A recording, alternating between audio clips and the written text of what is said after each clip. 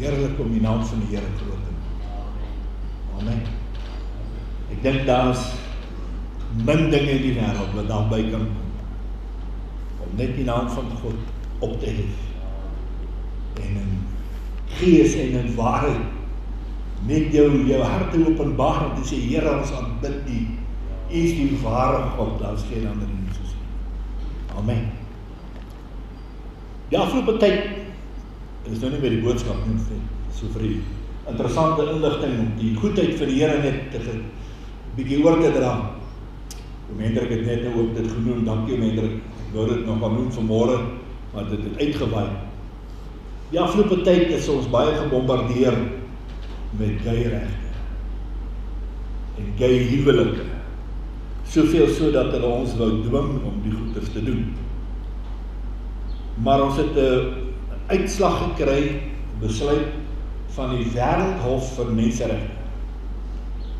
Met die Wêreldhof vir Menseregte is die hoogste hof van menseregte, en daar het 49 wêreldregtes eenparig besluit dat dit mag nie gebeur. Prys die Here. Dit mag nie gebeur nie, dit is nie afdwingbaar nie, en dit mag niemand dwing om sulke persone te trou. Prys die Here. Amen. Ons sê die Here lekker op, want hy bly getrou en hy. Amen. Ons dien 'n lewende God. En hy sal nie met hom laat spot. Prys ons. Ken jy die Here so? Dit is die opskrif van ons boodskap. Die woord van lewe, is daar in die brief van 1 Johannes besig. Ons gaan vanaand lees 1 Johannes 2 vers 3 tot 6. En die opskrif van ons boodskap is, ken jy die Here? Ken jy die Here?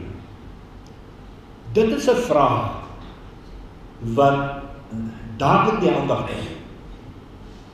Soos ek nie vanmorgen gesê, kyk, en jou aandag word gevestig. Ken jy die Here? En dit trek jou aandag, want dit is 'n vraag met meer as een antwoord. Wanneer ons deur die geskiedenis gaan, dan kom ons agter, sommige mense sal antwoord dat dit nie moontlik is om die Here persoonlik of intiem te ken nie. Ek meen, hy is daar net te groot en hy is daar magtig, hy is die heilige God. Waar kry ons die reg om dan die Here so te wil ken? Andere sal weer antwoord dat dit wel moontlik is om die Here so te ken en om hom dan met 'n vrymoedigheid na te volg en daai verhouding met hom te kan hê. Maar ongeag wat jou antwoord op hierdie vraag sal wees, daar bestaan 'n diepe hinkering in die mens. Hier in jou wees, ek weet dit is 'n skepper, nee.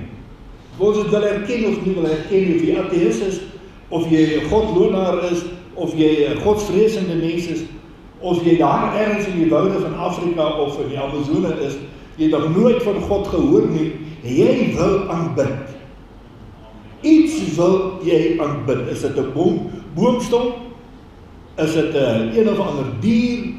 Jy wil bid, jy wil glo in iets, en jy wil daai iets aanbid. So binne die mens is daar 'n hinkering, daar's 'n verlange om naby die Here te wees. Of jy nou sê God, en of jy nou 'n ander naam noem, jy soek iets om te aanbid. En dis hoe die mens geskape is. En ons vandag hier in die Christenwêreld, ons wil graag meer en meer en meer van die Here weet, meer van die Here ken, ons wil meer weet en wees soos wat hy is. Nou William Barclay, ek het hom nie geken nie, maar ek lees van sy werke. Hy skryf hierdie basiese 3 gedagtes ten opsigte van God, om God te ken, wat baie populêr was in die vroeëre tyd, maar ek kom agter, is nie die vroeëre tyd nie, vandag ook. Dis 'n tendens wat so saam met die mens aangroei. Hulle is net so gewil. Die eerste idee is dat die mens God kan ken deur die eenvoudige proses van intellektuele redenasie. Met ander woorde, ons kan met God sit en redeneer, en ons kan met hom gesels, en so gaan ons hom leer ken. Die Grieke van die antieke tyd was filosofiese mense gewees, nee. Hulle het geglo in filosofie en sit en gesels en redeneer en 'n ding uitwerk. En ek kom agter dat hulle nogal baie waarde geheg aan kennis en aan intellek. Vir die ou Grieke was dit nogal belangrik geweest.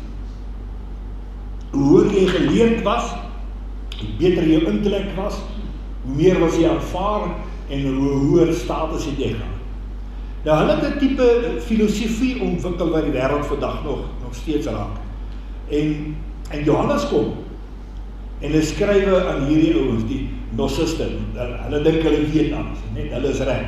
En Johannes skrywe aan hulle en hy spreek hulle aan in hierdie brief, hierdie eerste algemene sendingbrief van Johannes wat hy geskryf het.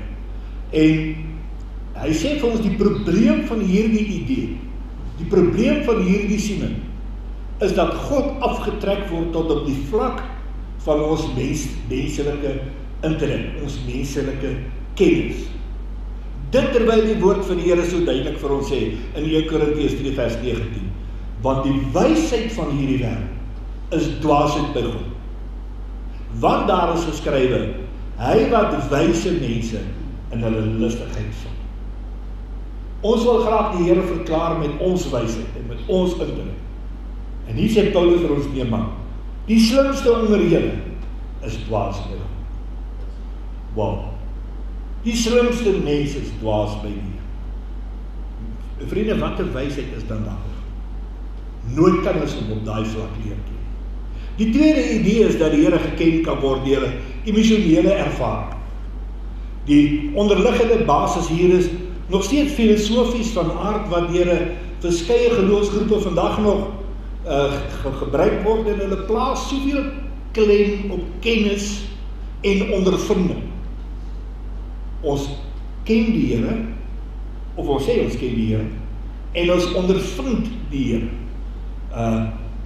Dis daardie misterieuse geloofsvorminge wat vandag nog daardie gevoelstype godsdienst so aanhang. Jou arme hare rys jy kry hoendervleis en jy word sommer so koue grilling hier in jou rug af. En nou het ek 'n ervaring van die Here gehad, daardie gelaaide atmosfeer en die vorm van aanbidding. Maar vriende, hierdie siening rokkel jou weg van die ware Jakob. Want gevoel het niks met die saak te doen. Gevoel het niks te doen met ken jy die Here. Dani Botha sing ons daardie mooi lied. As gevoel iets hiermee te doen gehad het. Maar gevoel het niks hiermee te doen. Om die Here te ken, gaan oor veel meer as bloot gevoel. Het gaan oor iets heeltemal anders. Die derde siening wat John Barclay skryf, is die Joodse benadering. Die Joodse benadering bepaal dat kennis van die Here word nie opgedoen deur menslike spekulasie of menslike emosionele ervarings, maar slegs deur openbarings van God self. Daarom dus die idee dat God heilig is en dat God regverdig is. Dit is 'n openbaring wat God self gedoen het. Dit is 'n openbaring wat God self gebring het. En dit is hoe die gelowige geraak word en geaffekteer word op die basis van goddelike openbarings. En ek dink hierdie derde ene is nader aan die waarheid. Dit is die eindelike een waarna ons moet kyk. Maar Johannes kom en ek spreek al drie hierdie dinge direk aan. Hy sien mense wat daarop roem, ons ken die Here. Ek ken die Here. Mense wat daarop staan, ek ken die Here, maar hulle leefwyse, hulle manier van doen, spreek net mooi die teenoorgestelde. Sê net mooi iets anders. Daar is geen kennis van God in hulle lewe sigbaar. Sommige mense staan op dat ons die Here, ons God ken, maar in Konferansie sê, dien jy die Here ken, waarom het dit nie jou lewe verander? Waarom is jou lewe nog dieselfde? Onthou vanoggend se boodskap, wat my nie gegee. As ons die liefde van God so ken, jou lewe kan nooit weer dieselfde wees. Amen. Ander staan weer daarop dat 'n geestelike emosionele ervaring belangrik is. En ons het so 'n ervaring beleef Dan vra ek weer die vraag, hoekom het dit nie hulle lewe verander nie? Jy weet, oom Hannes hier en die ander, oom Hannes die berg, in Leidenburg. Hy vertel vir my, as 'n jong seun, nou oom Hannes, moet nou al diep in die 80 wees, 90 wees. Hy sê vir my, as 'n jong seun, het hulle 'n konferensie gehou op die plaas, die klomp wederdopers, daai jare was ons nog wederdopers. En die klomp wederdopers konferensie gehou op skuur, in die skuur op die plaas. Dan is die lucerne-bale uitgepak vir sitplekke. En daar is nou musiek gemaak en die Here geloof en geprys, ek gaan aanbid van vanmôre tot vanaand. En hy was 'n jong seun so die klas ouderdom. En hulle stuur hom, hy moet die skape bymekaar gaan maak. En hy sê vir my broer, toe ek daar bo daardie kraans kom, en ek kyk hier af na die opstal toe, daar waar die konferensie in die gang is, en daai aanbidding en daai lofprysing kom hier by my verby. Hy sê, toe kon ek nie meer anders as om op my knieë te val, die Here te aanbid. Toe kon ek nie meer anders as om in tale te loof en te prys. En op 90 jaar is dit nog presies dieselfde. Dit het sy lewe totaal en al verander toe hy die lewende God ontmoet het, toe hy kennis van God opgedoen het, het was sy lewe nooit weer dieselfde. Nou ek ken nie die hele familie, maar ken 'n groot deel van het. En hulle daai familie lewe vandag. As jy die liefde van God ontdek, jou lewe sal nie weer dieselfde wees. Jou lewe sal getuig daarvan. Amen. 1 Johannes 2 vers 3 tot 6, kom ons lees daar in die woord van die Here, die wat die woord saamgebring het, is ook op die bord, ons kan sommer daar ook lees as jy wil. En hieraan weet ons dat as ons hom ken, as ons sy gebooie bewaar, hy wat sê ek ken hom, en sy gebooie nie bewaar nie, is 'n leienaar, en in hom is die waarheid nie. Maar elkeen wat sy woord bewaar, in hom het die liefde van God waarlik volmaak geword. Hieraan weet ons dat ons in hom is. Hy wat sê dat hy in hom bly, behoort self ook so te wandel, soos wat hy gewandel het. Amen. Ek dink ons behoort te antwoord op die vraag. Ken jy nie? Ken jy nie? En ek weet almal hier sal sê, ja, ek ken die Here. En dan wil ek 'n ander vraag vra. Hoe weet jy? Jy ken die Here. Hoe weet jy dat jy die Here ken? Tot hierdie was Johannes baie duidelik en hy het direk met ons gepraat. Hy het ons 'n paar waarhede geleer. Hy sê vir ons eerstens, ek het met my oë gesien. Tweedens, ek het gehoor met my ore. Ek het met my hande aan Jesus Christus gevat. Hy praat van 'n eie persoonlike ondervinding met God self en Jesus Christus. Johannes het 'n persoonlike ondervinding gehad wat hy met ons vandag deel in hierdie brief wat hy geskryf het. Hy skryf vir ons verder, God is lig. Daar is net lig in God, daar is geen duisternis nie. Niks. In God kan geen duisternis bestaan nie. En in elkeen wat God so ken,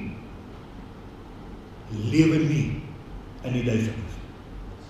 Maar as daar 'n stukkie duisternis in jou teenwoordig is, sê Johannes, is jy 'n leienaar. Daar's geen waarheid in jou nie. Jy's 'n leienaar. As jy fellowship met God wil hê, dan sal jy in die lig lewe. En jou lewe sal daarvan getuig. Dit kan amen wees of dit kan eina wees. Amen. Of eina. Dit is so stil vanaand. Vriende, Johannes wil pertinent hê. Ons moet weet waaroor en waarvan hy praat wanneer hy sê dat enige iemand kan daarop beroem dat hy God ken. David Jackman skryf die volgende: Not long ago, a young Christian told me that he no longer needed to obey God's word or even read it because I just love him. Ek kan hom lief. Ek kan maar net lief wees vir die Here. Ek hoef nie die Bybel te lees nie, ek hoef nie die gebooie te onderhou nie, ek kan maar net lief wees vir die Here. Dit terwyl die woord van die Here vir ons duidelik sê, Johannes 15:10, as julle my gebooie bewaar, sal julle in my liefde bly, net soos ek die gebooie van my Vader bewaar en in sy liefde bly. Amen. Nou, vriende, daar is 'n maklike manier om te sien of jy die Here ken. Vra jouself, onderhou ek al die gebooie?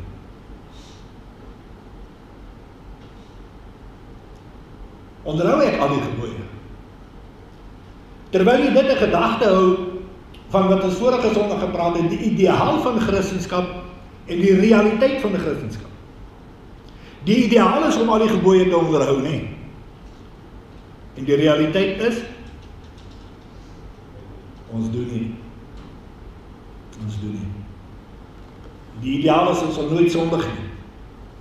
Die werklikheid is, dat Jesus vir ons by die Vader instaan. Hy tree vir ons in, hy is ons advokaat. Hy is die een wat reeds betaal het. Hy het ons skoon gewas met sy bloed, en daardeur het ons regverdig verklaar voor God, nee. Verder sê Johannes vir ons, en hy praat van 'n lewe wat gehoorsaam aan God gelewe word. Absoluut, gehoorsaam aan die Here. Dit sal 'n lewe wees wat geken sal wees aan die vrug wat jy dra, wanneer jy die Here ons God ken. Wanneer iemand so tussen jou blare kom krap, wat gaan uitspring, 'n perrebytjie? Of gaan hy mooi geel, ryp vy daar kry, wat so soet is as jy hom oopbreek, en hy eet. Sal hy ook sê, maar ek wil ook hierdie vrug hê. Wat is dit? Ken jy God? Maar Johannes stop nie hierso, hy gaan 'n bietjie verder, wanneer hy die persoon beskryf wat sê dat hy God ken, maar dit is nie so nie. En dit is so maklik om sodanige persoonheid te ken. Hy sê vir daar in 1 Johannes 2:4, hy wat sê ek ken hom en sy gebooie nie bewaar nie, is 'n leienaar en in hom is die waarheid nie. 'n leienaar. 'n leienaar. Is dit wat Johannes hier noem? Dit is wat hy noem, indien jy verklaar, jy ken God, maar jy lewe nie so nie. Dis 'n leienaar. So iemand verdraai die waarheid. Soveel mense praat, maar is bloot 'n leë woorde. Dit 'n Engelse spreekwoord wat sê talk the talk and walk the walk. Sit jou geld waar jou mond is. Praat die praat en loop die loop, as ek hom direk kan vertaal. Romeine 6:4 sê vir ons is dus saam met hom begrawe deur die doop in die dood, sodat net soos Christus uit die dode opgewek is, deur die heerlikheid van die Vader, ons ook so in 'n nuwe lewe kan wandel. Wie uit die wat hier is vanaand, is nog nie deur die doop. Almal deur die doop. So ons is almal veronderstel om hierdie nuwe lewe te kan wandel.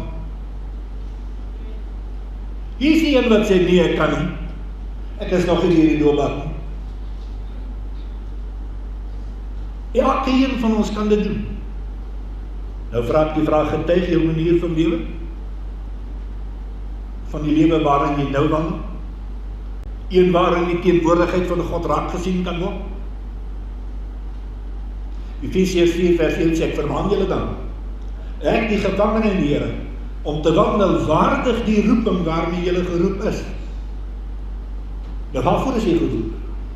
Nou, ek sê maar persoon, ek is nie geroep om te preek nie, ek is nie 'n predikant of 'n dominee of whatever ook al nie, maar vriende, jy is nie geroep daarvoor nie. Elke een van ons is geroep om 'n kind van God te wees. Dis waarvoor ons geroep is. Om hom te verteenwoordig in de aar, om hom te verteenwoordig. Daar waar jy gaan, is jy die verteenwoordiger. Jy is die gesant van die koninkryk van die hemel. Wat sien mense waar jy instap? Sien hulle hier 'n kind van die Here? Of is daar so 'n wolk van duisternis wat jou volg? Iemand wat ons baie goed ken, is 'n familie van ons. Wanneer sy in die strate stap, nou hulle bly daar in die ou Oosterransvaal, amper in Natal. Sy sê sy aangestap kom, en dan is Pieter die vol. Sy strate is baie duister party daar. Dan maak hulle vir haar pad. Hulle maak letterlik vir haar pad. Dan vra sy eendag vir iemand, maar hoekom? Almal ander stamp skouers en gaan deur, maar sy kom maak hulle pad. Nou sy is 'n groot vrou, maar glo nie dis hoekom. Toe sê hulle vir haar, mevrou, dis daai 2 groot mans daar agter jou. Dat saam met jou loop. Amen. Die engele van die Here, goedheid en guns. Kan die mense sien, wanneer jy aangestap kom, hier kom 'n kind van die Here. Straal die heerlikheid van die Here uit. Efesiërs 4 vers 22 of vers 20 en 24. Maar julle het Christus nie so leer ken nie. As julle ten minste van hom gehoor het en in hom onderrig is, soos die waarheid is in Jesus. Ekskuus, dat julle wat die vorige lewenswandel betref, die ou mens moet aflê, deur die begeerlikhede van die verleiding te gronde gaan, en dat julle vernuwe moet word in die gees van julle gemoed, en dat julle met die nuwe mens moet bekleed, wat na God geskape is, in ware geregtigheid en heiligheid. Wat is dit wat die mens nie verstaan nie? Wat is dit wat ons nie verstaan nie? As julle ten minste van hom gehoor het, en in hom onderrig is, soos die waarheid is. Vriende, ons is onderrig in Christus. Ons het geleer van Jesus Christus, van so groot af. Het ons ouers ons vertel, van die Jesus. Van so groot af, toe ons in die skool ingegaan het, is jy geleer van die Jesus, elke oggend. Ons het die Bybel gelees en ons gebid. En ek weet, het gaan weer terugkom in ons skool. Amen.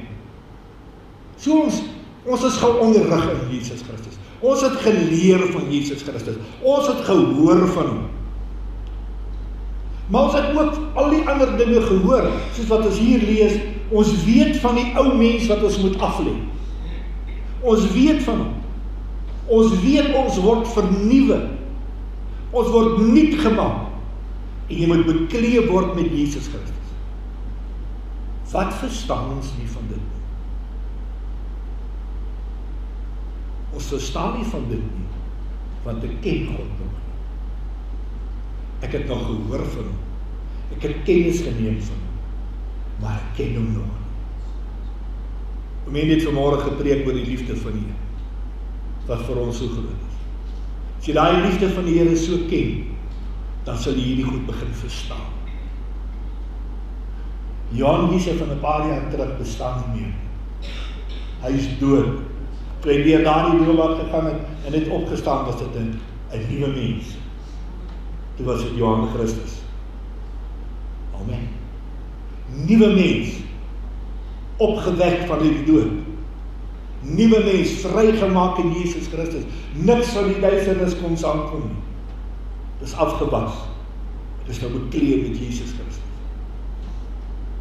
Maar jy moet die liefde van die Here ken. Jy moet God so leer ken. Amen. Mense wat daarop beroem dat hulle God ken, maar sy gebooie nie onderhou nie, getuig van ernstige probleme. Ek vra vanaand, op watter basis kan die ongehoorsaamheid teens God geregverdig word? Wat is daar waarom kan sê, maar ek hoef nie dit te doen nie. Ek hoef nie dit te doen wat die Here hier vir my sê. Is dit jou menslike intellek? Is dit jou emosionele ervarings? Vriend, ek wil vanaand vir jou sê, die waarheid is egter dat wanneer 'n persoon deur jou intellek of deur jou emosie gelei word om die wil van die Here te verontagsaam, is jy 'n leienaar en jy verraaier. Johannes sê vir ons, en jy kan nie die waarheid onderskei nie. Dan het jy probleme, regtig ernstige probleme, wanneer uiteinde daarvan is, jy draai jouself 'n rad voor die oë, en jy gaan in die putte van die hand beland. En waar wil jy wil nie daar wees? Want daar's 'n non-return valve. As jy in is, kan jy nie uit nie. As jy eers daar is, hulle laat jy nie gaan. Amen. Aan die ander kant, die persoon wat waarlik die Here ons God ken, sal self geken word aan sy onderdanigheid en in sy gehoorsaamheid aan die wil en die opdragte van die Here. Dit sal uitstaan. Die gebooie sal onderhou word. Selfs as jy 'n fout begaan, sal jy steeds berou betoon. En jy sal op die genade van God jouself beroep. En die vergifnis van die Here sal jou beter wees. Amen. 1 Johannes 2 vers 5 en 6 sê, maar elkeen wat sy woord bewaar, in hom, in die liefde van God, waarlik volmaak geword. Hieraan weet ons dat ons in hom is. Hy wat sê dat hy in hom bly, behoort self ook so te wandel, soos hy gewandel het.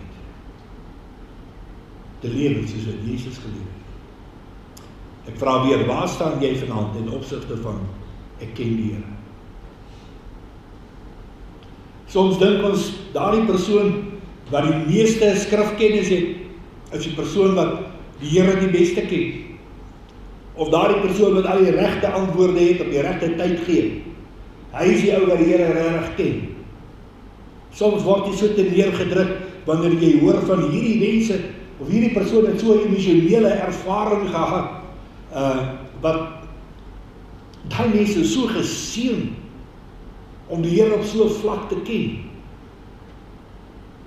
Maar weet jy, daar's 'n baie beter en makliker wyse om die Here te ken. En soveel word hierdie eenvoudige metode maar net oor die hoof gesien. Gee net jouself totaal oor aan die Here. Maak 'n totale oorgawe, sonder voorwaardes. Gee jouself net oor aan Jesus Christus en aanvaar sy heerskappy in jou lewe. Besef jy is nie meer in beheer. Volg Jesus Christus, volg ons Vader, deur sy soete Heilige Gees wat sy inwoning binne jou kom maak. En elkeen van ons hier ervaar die inwoning wanneer die Here met jou praat met sy unieke manier. Geef hom volle seggenskap. Leer die Here so ken. Ek stel voor, gaan maak 'n inventaris. Maak 'n lysie. Hier aan die een kant, maak 2 kolomme. Aan die een kant die wêreldse en aan die ander kant die geestelike. Maak vir jou daar 'n lysie van al jou bates wat jy het hier in hierdie wêreld.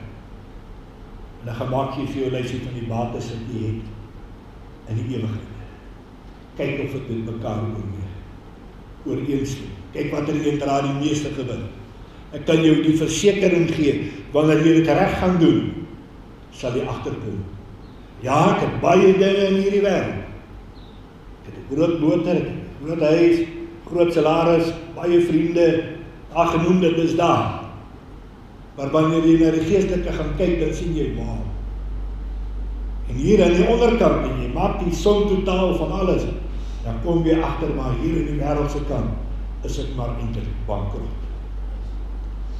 Maar aan die geestelike kant, kan ek soveel skatryk wees. En daar is my skat in die hemel. Wat ewigheidswaarde het, wat nooit tot niets sal gaan. Wat nie gesteel kan word nie, wat nie verniel kan word, wat nie sal roes nie, sê die Here. 'n Skat in die ewigheid, wat ons God vir ons berei. Amen. Gee jouself net totaal oor. En die goddelike inventaris en ewigheidswaarde. En jy sal die vrug van die Gees openbaar. En mense sal kom en hulle sal kom proe van die heerlikheid van die Here. Matteus 7 vers 16 sê vir ons tot vers 20. Aan hulle vrugte sal hulle julle ken. Sal julle hulle ken. 'n Mens pluk nog nie druiwe van dorings of vye van ditsels. So te dra elke goeie boom goeie vrugte, maar 'n slegte boom slegte vrugte.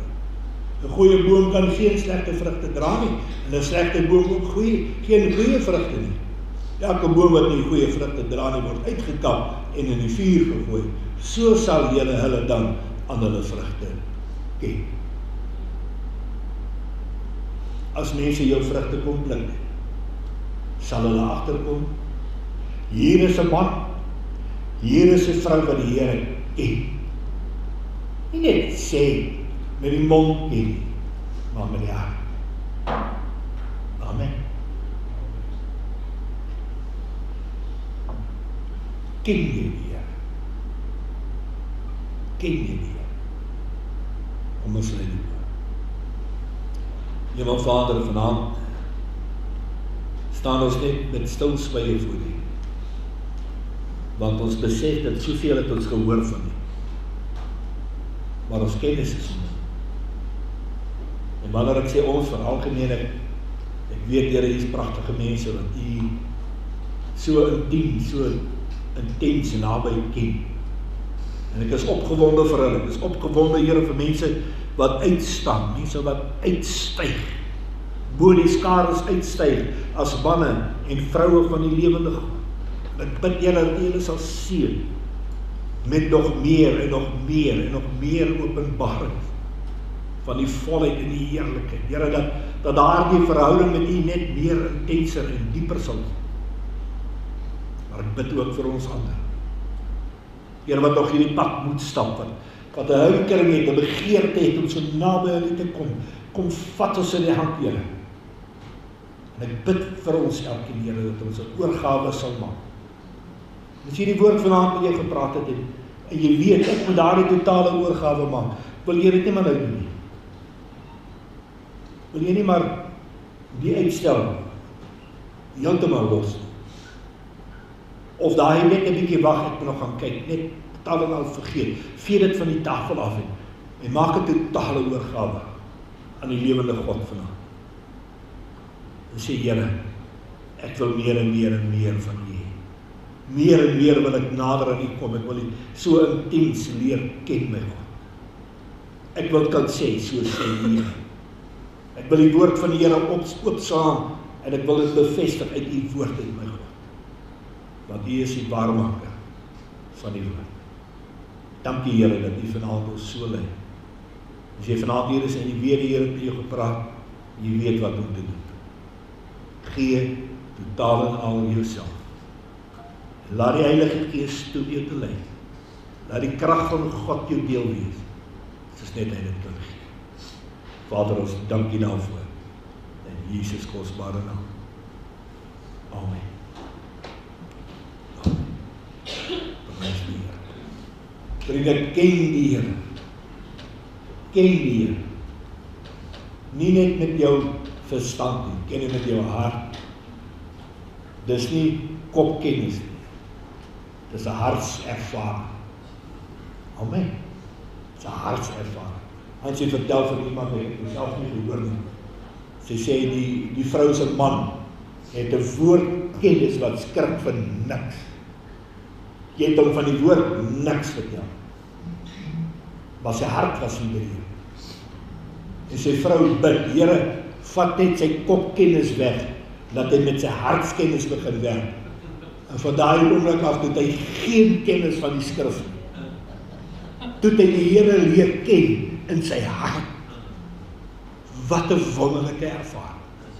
En as ek vanaand mag, Here, dat die kopkennis weg wees. Dat die hartskennis. Dis wat belangrik. Die Here seën jou. Wat ek sê. Kom ons staan en ons dank sê. When I remember what the Lord has done. When I remember what the Lord has done, I'll never take it more. When I remember what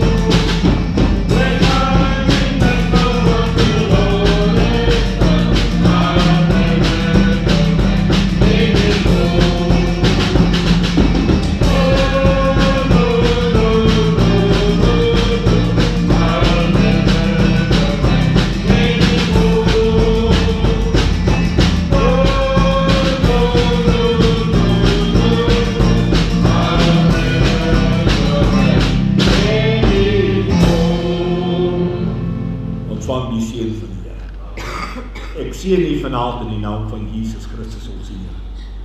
Ek seën u dat die God van ons Here Jesus Christus en die Vader van die heerlikheid aan elkeen die gees van wysheid en openbaring in kennis van hom mag gee. Ek seën julle met verligte oë van julle verstand, sodat julle kan weet wat die hoop van sy, dit is God se roeping, en wat die rykdom van die heerlikheid van sy, dit is God se erfdeel onder die heiliges is. Ek seën julle so in Jesus naam. Amen.